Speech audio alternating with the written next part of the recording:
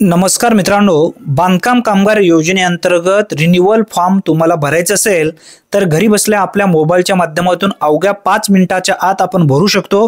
कशा पद्धतीने भरायचं आहे याबद्दलची व्यवस्थित माहिती समजून घ्या। बांधकाम कामगार मध्ये जर रिन्यूअल तुम्हाला करायचं असेल तर रिन्यूअल करण्यासाठी कंस्ट्रक्शन वर्कर ऑनलाईन रिन्यूअल या टॅबवरती क्लिक करायचं आहे।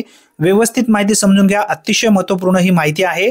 आता सिलेक्ट ॲक्शन मध्ये तुम्हाला इथे दोन ऑप्शन दर्शवले जातील, यामध्ये न्यू रिन्यूअल आणि अपडेट रिन्यूअल।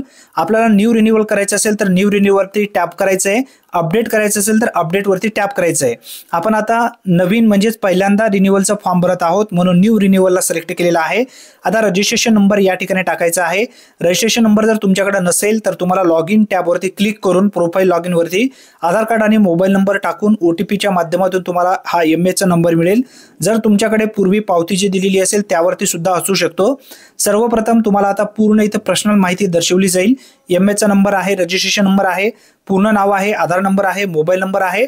आता या ठिकाणी आपल्याला सिलेक्ट करायचे आहे कामगाराचे जे स्वरूप आहे, यामध्ये तुम्ही मिस्त्री आहात की काय हेल्पर आहात त्याला टच करायचं आहे। आता ज्यांनी तुम्हाला प्रमाणपत्र दिलेलं आहे, जारी करण्याचा जो प्रकार आहे त्यावरती ग्रामसेवकने दिलेले असेल तर ग्रामसेवकला टच करा। त्यानंतर बघा खाली जावक क्रमांक टाकायचे आहे। ज्या प्रमाणपत्रावरती तुम्हाला जावक क्रमांक म्हणून दिसेल वरती तो जावक क्रमांक इथे टाकायचा आहे आणि जावक दिनांक ग्रामसेवकांनी जे लिहून दिलेली आहे ती जावक दिनांक टाकायची आहे।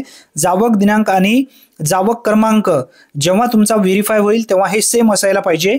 आता बघा त्यानंतर खाली आपल्याला ग्रामपंचायतचं नाव टाकायचं आहे। ज्या ग्रामपंचायत मार्फत तुम्ही हा प्रमाणपत्र घेतलेला आहे 90 दिवसाचा त्याचे ग्रामपंचायतचं नाव या ठिकाणी टाकायचं आहे। ग्रामपंचायतचा जो जिल्हा असेल तो जिल्हा या ठिकाणी सिलेक्ट करायचा आहे। व्यवस्थित माहिती समजून घ्या, सिक्युरिटीसाठी मी काही भाग या ठिकाणी ब्लर केलेला असेल। आता तुमची जी जिल्हा असेल ग्रामपंचायत अंतर्गत तो जिल्हा सिलेक्ट करायचा आहे। त्यानंतर तालुका सिलेक्ट करायचा आहे। तालुका सिलेक्ट केल्याच्या नंतर पडताळणीसाठी तालुका केंद्र जो असेल तो तालुका केंद्र ऑटोमॅटिक या ठिकाणी येईल तुमच्या तालुक्याच्या ठिकाणचा, त्याला इथे टच करायचं आहे। खाली 90 दिवसाचे कामाचे प्रमाणपत्र तुम्हाला जोडायचं आहे, म्हणजे अपडेट करायचं आहे, म्हणजे अपलोड करायचं आहे। चूज फाईल वरती टच करा आणि इथं प्रमाणपत्र तुमच्या गॅलरी मधून घेऊन टाका। हा जो प्रमाणपत्र आहे 2 MB पर्यंत तुमच्याकडे असणं गरजेचं आहे। PDF असेल, JPG असेल, JPG PNG मध्ये तुम्हाला या ठिकाणी डाउनलोड करता येणार आहे। आता आपण खाली जी तारीख आहे ती तारीख सिलेक्ट करून घ्यायची आहे। ज्या दिवशी तुम्हाला पडताळणीसाठी जायचं आहे ती तारीख सिलेक्ट करायची आहे। आता इथं बघा, जर कोटा फुल झालेला असेल तर पिवळा दाखवेल, गव्हर्नमेंट सुट्टी असेल तर म्हणजे लाल रेषेमध्ये दिसेल, सॉल्ट जे सिलेक्ट करायची असेल निवडलेले जे आहेत ते हिरवं दिसेल आणि त्यानंतर सॉल्ट जे उपलब्ध आहेत ते तुम्हाला पांढरे दिसतील। त्या पांढऱ्या नंबरवरती टच करा, म्हणजे तारीखवरती टच करा। त्यावरती टच केल्याच्या नंतर आता ती सॉल्ट तुम्हाला त्या ठिकाणी उपलब्ध होणार आहे। व्यवस्थित माहिती समजून घ्या, अतिशय महत्त्वपूर्ण ही माहिती आहे। भरपूर असे लाभार्थी या ठिकाणी चुका करत आहेत म्हणून त्यांच्या पडताळणीच्या वेळेस त्यांचा फॉर्म हा रिजेक्ट होत आहे। या ठिकाणी सर्व काही तुम्हाला व्यवस्थित करून घ्यायचे आहे। आता त्यानंतर बघा पुढे सुद्धा तुम्हाला एक महत्त्वपूर्ण माहिती मी सांगणार आहे। इथं टर्म आणि कंडिशन जे आहे त्यावरती टच करा आणि सेव्ह या टॅबवरती क्लिक करा। आता सेव्ह या टॅबवरती क्लिक केल्याच्या नंतर जो मोबाईल नंबर तुम्ही पूर्वी टाकलेला होता त्या मोबाईल नंबरवरती एक OTP जाईल। तो OTP म्हणजे पूर्वी जो तुम्ही नोंदणी करत असताना जो मोबाईल नंबर दिलेला होता त्या मोबाईल नंबरवरती OTP गेलेला आहे। तो OTP 6 अंकी या ठिकाणी टाकायचा आहे। OTP ची प्रतीक्षा करूया। OTP आलेला आहे, तो OTP आल्याच्या नंतर व्हॅलिड OTP या टॅबवरती क्लिक करायचं आहे। व्हॅलिड OTP या टॅबवरती क्लिक केल्याच्या नंतर या ठिकाणी एरर दाखवेल। कधी कधी नेटचा प्रॉब्लेम असेल किंवा काहीतरी चूक झालेली असेल तर एररचा ऑप्शन या ठिकाणी दाखवणार आहे, म्हणजेच 90 दिवसाचा जो प्रमाणपत्र आहे तो व्यवस्थित या ठिकाणी घेतलेला नाही। परत एकदा आपण 90 दिवसाचा प्रमाणपत्र या ठिकाणी अपडेट करूया। चूज फाईल वरती क्लिक करून आपण व्यवस्थित हा फॉर्म परत एकदा अपडेट करून घेऊया, म्हणजे इथं अपलोड करून घेऊया। आता बघा व्यवस्थित समजून घ्या, परत एकदा या ठिकाणी जी माहिती तुम्ही भरलेली आहे ती सर्व माहिती व्यवस्थित आहे का वाचून घ्या। जर व्यवस्थित असेल तर काळजी करण्याची गरज नाही।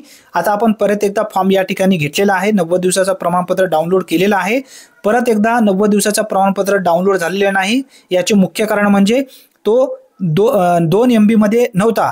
आता आपण 2 MB मध्ये बनवलेला आहे। आता MB ते कसं बनवायचे याची डिस्क्रिप्शन बॉक्समध्ये सुद्धा मी लिंक देईन, त्यावरती टच करून तुम्ही डायरेक्ट बनवू शकाल। आता इथं MB घेतलेला आहे, OTP गेलेला आहे, OTP आलेला व्हॅलिड OTP या टॅबवरती क्लिक करायचं आहे। व्हॅलिड OTP वरती क्लिक केल्याच्या नंतर या ठिकाणी तुमचा फॉर्म आता सबमिट होणार आहे, सक्सेसफुल होणार आहे। आता व्यवस्थित पहा, तुमचा फॉर्म या ठिकाणी सेव्ह झालेला आहे। Your BOCW application is submitted successful असं म्हणून आलेलं आहे. जी प्रिंट आता या ठिकाणी तुम्हाला दिसेल ती प्रिंट तुम्हाला काढून घ्यायची, कारण हीच प्रिंट तुम्हाला पडताळणीसाठी तो प्रमाणपत्र आणि ही प्रिंट घेऊन जायची आहे. आणि त्या ठिकाणी जी तारीख दिलेली आहे त्याच तारखेच्या दिवशी जायचे. दुसरी तारीख त्या ठिकाणी तुमची चालणार नाही. जी तारीख तुमच्यासाठी दिलेली असेल त्याच तारखेच्या दिवशी तुम्हाला प्रमाणपत्र आणि हा जो निघालेला प्रिंट आहे ही प्रिंट तुम्हाला त्या ठिकाणी घेऊन जायची आहे. घेऊन गेल्याच्या नंतर तुमचा फॉर्म त्या ठिकाणी सबमिट होईल. येणाऱ्या काही दिवसामध्ये तुमचं रिन्युअल कंप्लीट होऊन जाईल. ही एक अतिशय महत्त्वपूर्ण माहिती आहे. जास्तीत जास्त मित्रांपर्यंत हा व्हिडिओ नक्की शेअर करा. चॅनलवरती जर पहिल्यांदाच आला असाल तर चॅनलला सबस्क्राईब करून ठेवा. धन्यवाद.